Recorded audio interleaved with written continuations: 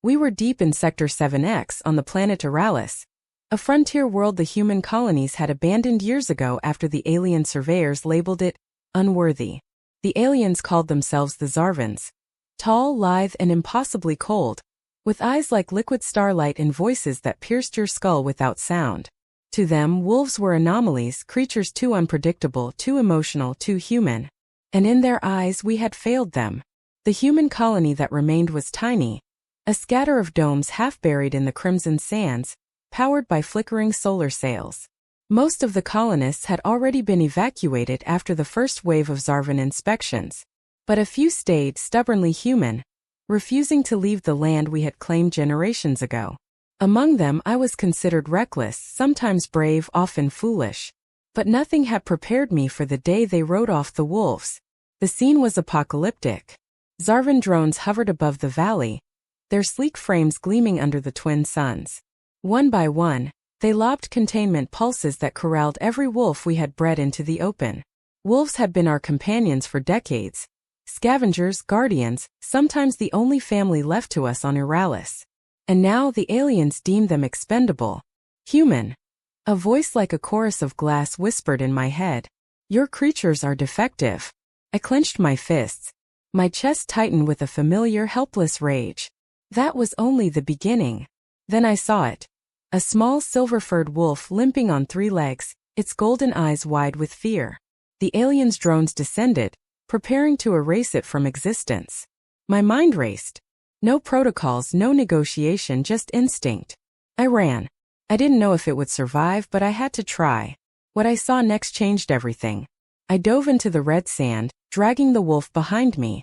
The drones fired pulses, slicing the air where I had been standing. Sparks flew, the ground shuddered, and I felt a burning in my lungs from the sandstorm we had kicked up. But somehow we made it to the last human shelter. Inside, the wolf collapsed at my feet, trembling. I knelt beside it, feeling its shallow breaths against my hands. It wasn't just a wolf, it was hope. And hope, as I had learned in this forsaken corner of the galaxy, was more dangerous than any laser. That night, the Zarvans came to the dome. Not with weapons. They had no need. They didn't talk, they observed, their starlit eyes scanning the interior, taking in every detail. "You keep it," one said finally, though no words passed its lips. Somehow I understood. "But it will change everything." I didn't know what they meant. None of us were prepared for the truth. Over the following weeks, the wolf and I became inseparable. It was a fragile creature, yet resilient beyond anything I had known. We scavenged for food, repaired generators, and avoided the patrol drones. But the real challenge wasn't survival. It was what the wolf was teaching me. The aliens had written off these creatures as irrelevant. But watching this wolf adapt, strategize, and even empathize, I realized that the Zarvan's definition of intelligence was narrow, linear. They couldn't measure emotion, loyalty, or courage. And they feared it. The first turning point came when the colony's comms suddenly lit up with an encrypted transmission. Not human, it was Zarvan. The message was simple. "Retrieve the wolf. It belongs to us." Panic surged through our tiny group. If we were caught harboring it, we would be annihilated. But I wouldn't let them take it. That wolf was more than an animal. It was a statement. And we were all going to pay the price for believing in it. The next night, under the violet haze of Aralis's second sun, the aliens arrived. Not a fleet this time, but a single emissary. Its skin shimmered like mercury, its movements impossibly fluid. It regarded the wolf with a mixture of curiosity and fear. "Why do you protect it?" it asked, its voice a soft tremor in my mind. "I don't know," I said honestly. "Because it deserves life. Because we all do." It tilted its head, the motion unsettlingly human. And then shockingly it stepped back. That was only the beginning. Weeks passed. The wolf grew stronger, faster, smarter.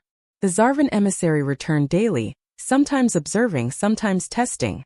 We began to notice anomalies, systems failing on the drones, patrols hesitating, and whispers of unrest among the Zarvans themselves. Somehow the wolf's presence was a catalyst.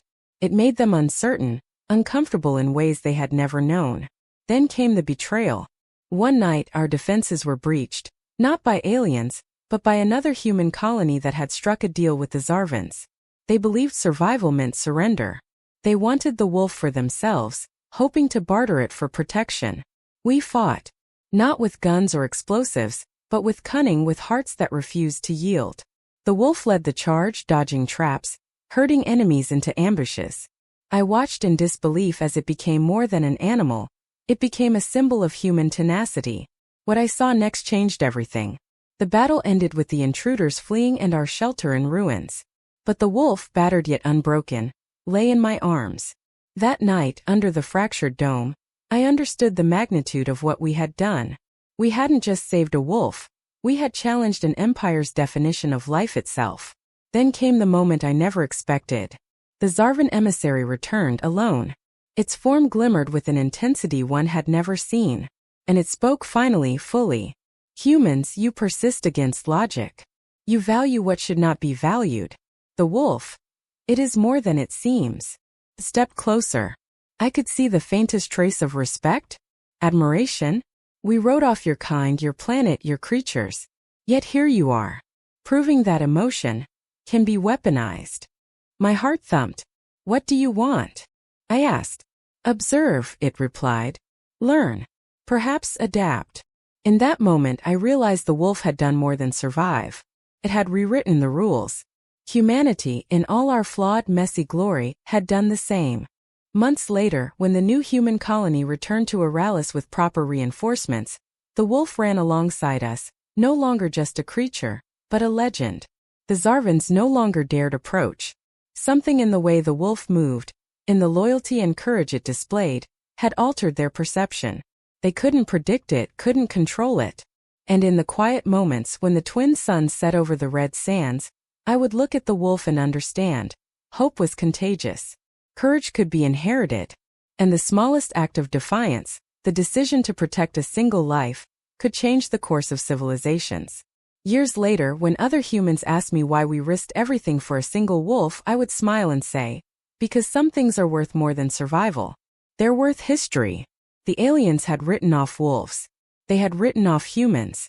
But the wolf taught us that no judgment, no protocol, no cold calculation could ever account for the wild, unmeasured power of loyalty, of courage, of love. And sometimes the smallest heart changes the galaxy. The wolf sat at my side as I watched a fleet of human ships arrive, ready to reclaim Aralis. Its golden eyes gleamed with pride and mischief, as if it understood what we had accomplished. I placed my hand on its fur and whispered, "Easy, buddy. We've got this." And then I realized the wolf had never been ours to save. We had all been saved by it. The suns dipped below the horizon. Red light spilled across the sand, illuminating the valley where the first wolves had fallen. I looked at the horizon, then back at the wolf, and knew one thing. History wouldn't forget this. And neither would I. Because some miracles don't roar. Sometimes they run quietly beside you, changing everything.